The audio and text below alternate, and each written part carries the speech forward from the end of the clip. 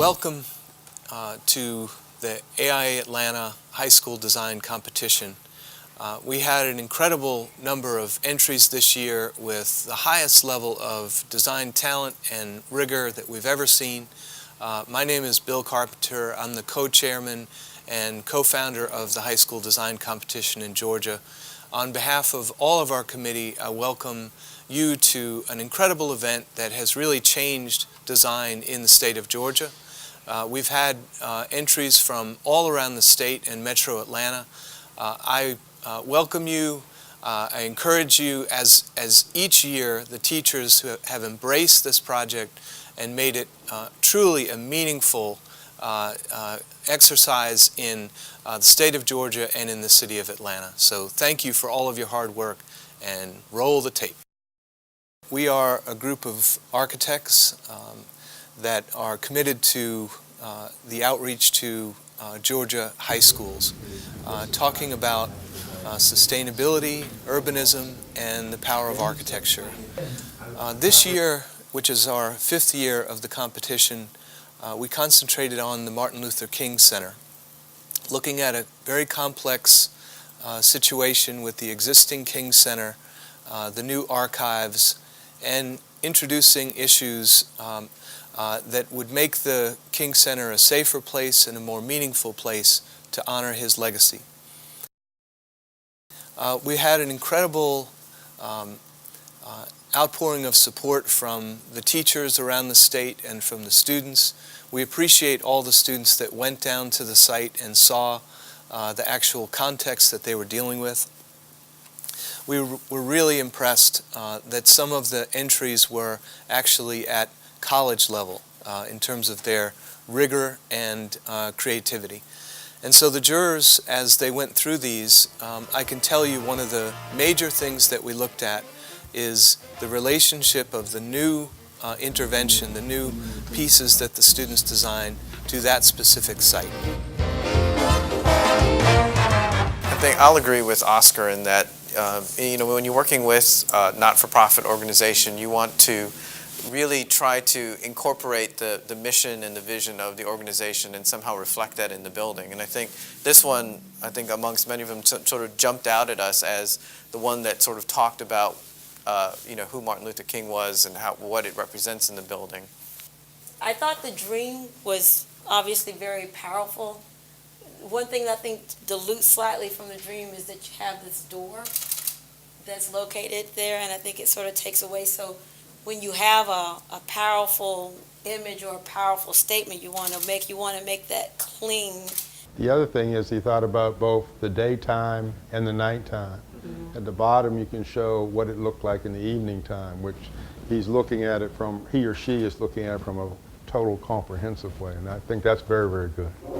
This is one that I really liked in that the student did a lot of drawing and using the pencil to conceive the idea. The scale was in the right proportion to the site here, and did a nice little rendering and sketch.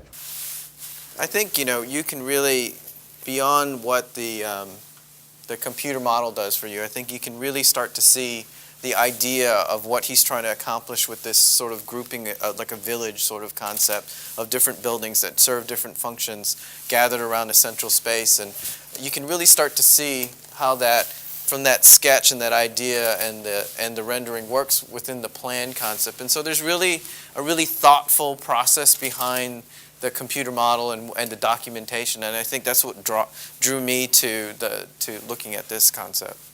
And one thing I'll add is that by breaking up the forms, I think it makes the scale more sensitive to the neighborhood. And I like the playfulness about this project. I think this one for me was really about the story that was written. The verbiage in there really talked about integrating sustainable design into the design of the overall building.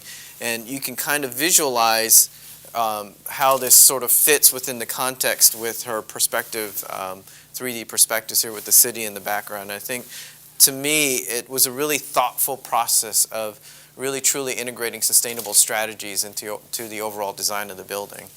The other thing I liked about this was the fact that they that the student connected this site with the other site and showed a whole context of the community, and I thought that was important. We didn't see a lot of this in a lot of the submissions, so we thought this was very, very powerful. You've got almost photorealistic renderings, but then you have a more, site plan where it's just a little more flat, and then you have this colored rendering. It seems a sketch over actual rendering, but I like the variety. I think that's nice. This project, I really like the fact that they began with this drawing here. It's very simple drawing, but also it shows how all the parts come together in their thinking. It's sort of like a bubble diagram. And then on the outside, it was contained with inside the shape. This is in the shape of the peace symbol, which of course Martin Luther King was very, very involved in. And I did think that the renderings were pretty well, executed. Again, like you said before about the other one, you're looking at both daytime and nighttime, considering how the building looks at different times of the day, and just sort of how it sort of sits in the landscape with some of the trees and the grass. And the signage, we thought about that, and I thought it was planned very well, laid out well. And not too overwhelming. Not over too. Sometimes the signage can just pop out, and that's the only thing you really see. It becomes almost maybe too McDonald's-like or too fast food-like. And I like this is just more dignified and just simple.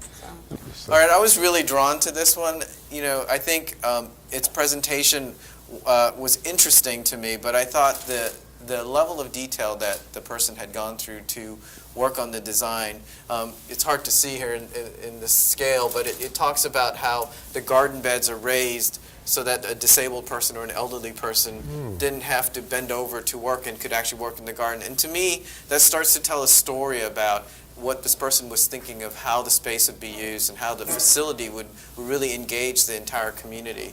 And you can see where they really just thought deeply about sustainability in terms of the materials, even on the inside. Mm-hmm. Okay. I thought this one was a very exciting one.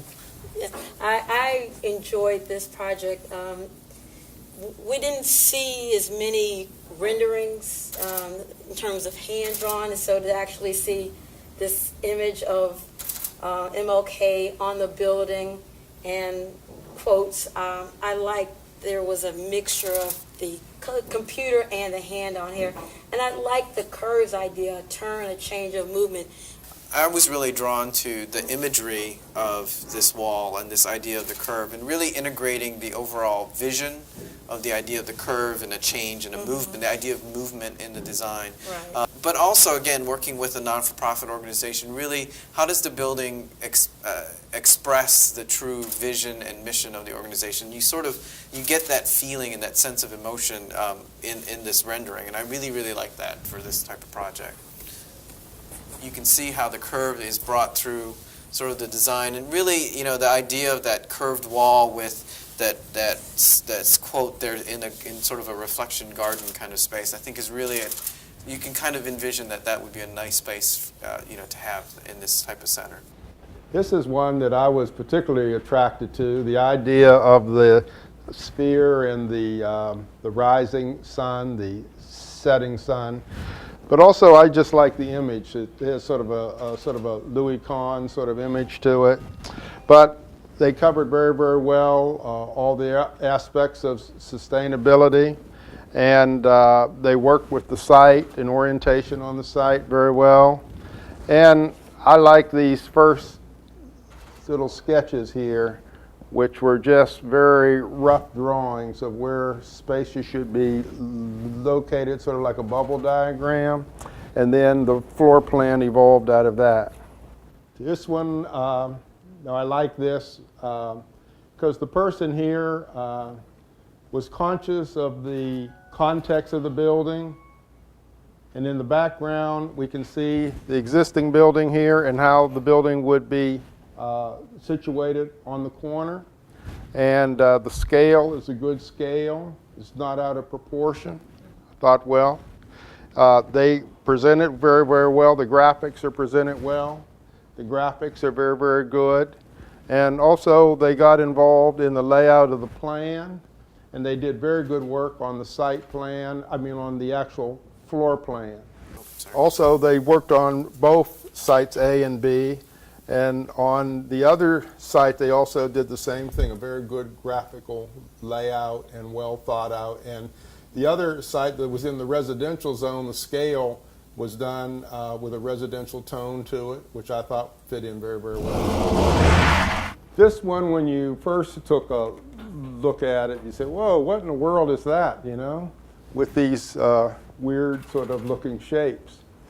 But the more you got into it, you found out the philosophy. The philosophy is that this particular student felt that this area, neighborhood, it needed a special place to attract young kids to come after school. So it should be a little bit playful and a little bit different and a little bit more creative and not just sort of the standard thing. So I liked it from that vantage point. Especially I liked the top floor, which was the garden area. They went over the carbon footprint very, very well. And they raised this platform to see out to the community, and they talked about the visual aspects of how that would be, and I thought that was done very, very well. One thing about this presentation is that it's well laid out, it's colorful, it's easy on the eye, it's easy to read, it's easy to understand, and they had this project summary. I think that's always helpful for our students to include the summary so we can understand what they're thinking and embrace it. It gives us an easier chance to embrace it if we understand. This is a design that when I first saw this sort of a graphic, it began to tie in the two locations, the sites, which I thought was one of the first things that I said, well, a lot of the projects that I reviewed, they didn't have a graphic like this. So this was important. It showed where the two sites were and how the corridor would relate to each one of them. They covered both locations. This is a design for the housing piece that I thought fit in very, very well. So the context of that area and how it fit in, I thought that was very, very well done. I also like the fact they put a basketball court in the building. I thought that was sort of an interesting, just sort of an interesting, playful idea of how to integrate the community into the space. So I thought that was a really good programmatic idea. Also important to look at is the graphic. Look at the graphic on how it's just presented and laid out, which I thought was very good. Site A, Site B, and you could understand exactly what they were saying.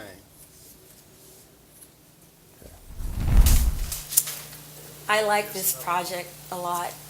I like the organic, how the form, we had talked about sustainability as a theme for this project, and I like that the form conveyed that sustainability, that organic quality in terms of the shape. I like the playfulness, the windows. Sometimes we saw so many where it seems like they just included a Revit or a computer model and they stuck it in. I like the playfulness of the locations, and it seemed to me that it conveyed that energy and that positive energy that MLK brought to this country. And so I thought it was an excellent, modern, fresh, energetic project. I thought there was a really good clarity of what the overall concept and vision was for this project, and it was really carried through sort of all of the boards and all the description. It was really easy to sort of begin to imagine what the student's idea and vision is and sort of see that come to life on these boards. And the integration of sustainability I thought was done very well.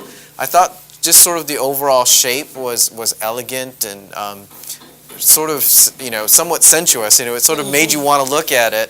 And then just the idea of how, this water feature element, this idea of nature sort of is brought in and is sort of illustrated in sort of three-dimensional format here. Really drew you into the board itself. Rendering shows how it addressed the corner and the context of the site is very, very important. This is the front door and draws you in, and was very, very thoughtful in how that was basically handled.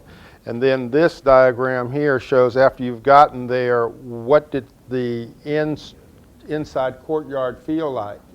And they utilized sculptures of Gandhi in there, and I thought that was very, very good. The idea of putting in sculpture and artwork to project an idea. This presentation, I felt, was exceptional. The graphics of the presentation are well laid out. The materials are laid out, and we got all of the information that was requested by the program. And it was exquisitely done, well thought out. The graphics, everything. The building itself, the scale of the building fits very, very well onto the site. The way they explained how it integrated into the site. The signage was tastefully done. They just did an excellent job on this. I love the use of color. It's carefully placed, but it pops out at you. I enjoyed the perspectives here and the discussion about the materials. There's a lot of detail that is mentioned tastefully in this project, but yet the graphics still pop out. I love how it engages the site. Sometimes we saw too many projects where it seemed to float on the site, and I can really see this one rooted at the site and engaging those corners of the project. I think the overall presentation is really what drew me to this. Again, the use of color, I think was, it wasn't too much. It was just enough. Exactly. It highlighted, especially when you start to look at, some of these diagrams where you've got foreground and background, and really using the idea of color to bring that out. And really, I think we all agree that this sort of perspective view, looking down at the site, it really, there was some sort of tactile nature to it that really drew us into that and really started to help us understand how the plan was formed. And just from a beginning to end, just the descriptions, both verbally and graphically, really told the entire story of the designer's intent. Projects that were the most inspiring today began to engage their context in a way that was inventive and not repetitive of what they were seeing. So if they were looking at housing, they were not mimicking housing. They were instead learning from housing that they see in the area and then adapting it to new ways of thinking. An architect, that's one of the primary functions we serve, is to investigate areas and to reinvent architecture and not just replicate. And I think the strongest projects were the ones that began to do that. I think this year's program was extremely challenging for a lot of the students. I think it was an ambitious program. It really required the students to think about program, building design, sustainability, integrating sort of the nonprofit mission and focus and vision for the project. And it really, I think the winner was someone that really was able to, tackle all of those facets and put that together in a cohesive presentation. We really want to see, as a judge, we really want to see the story and the thinking behind the project. What is it that the vision of the student and what is the big idea of the project that you're moving forward, and how do you communicate that in your storyboards? I think that was an element that really, with the winner and with some of the other designs that came to the top, those were the elements that really stood out to us, is how can we visualize that within each project. The winners really were stark in terms of their details, in terms of how they engaged the site, the use of materials, scale, and the approach towards the building. It's been a pleasure to work for the AIA Atlanta, and I encourage students, teachers, and volunteers to be a part of this process every year. It's a great way to learn more and to appreciate the architecture environment. The key thing I would like to say to all of the students that I appreciate the energy, the creativity that's been put forth in all your presentations. I'd like to give a little points of view, however, to improve what you're doing. The first thing I'd like to say is that when you're designing a project, it has to be in a location. It has to be site-specific.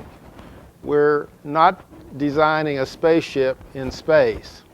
So the first thing is the context. Put the building in a context. Where's the front door to your project? What's the back door to the project? And next year I want to be sure that everybody has a good context before they start the actual design of their project. First, you have to come up with a great concept. A concept that's exciting, something that's stimulating. And this should be written down, and you can even do little diagrams of the concept. But those diagrams are very, very important. We call those sketches. And you sketch your concept, you sketch your ideas, and they formulate the base of your project. And we'd like to see those the next time around. Building a model where you're using your fingers and your hands to actually build it, you will learn so much about your project through your fingers. After you've done both of those two, then it's time to take the concept and say, put it in the computer. And then you'll go back to more sketching and back to the model making. But it's this triangle between models, sketching, and computer that develops a great, great project.